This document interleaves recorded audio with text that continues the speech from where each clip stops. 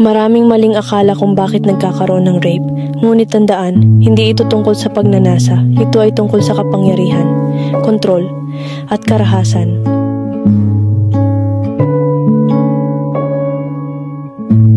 Mamaya may konting salo-salo tayo. Kila Mark, ba't puglato tayo?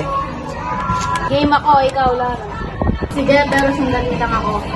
Ang isang simpleng imbitasyon, isang gabing hindi inaasang magbabago sa lahat.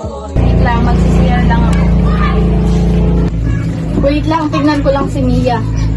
Relax lang, Lara. Dito ka muna. Uuwi na ako, late na. Sandali lang naman.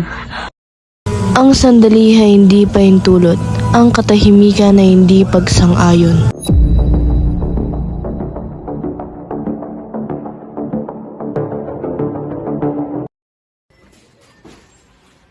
Para may mali ba, sabihin mo sa akin. Mia, hindi ko ginusto yun. Sinabi ko ayoko. Hindi mo kasalanan, Lara, at kahit kailan hindi mo naging kasalanan.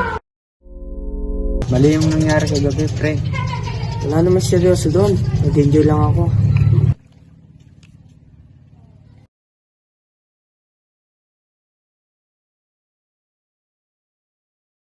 May batas para protektahan ka, hindi ka nag-iisa. Natatakot ako, baka wala kang sipilin.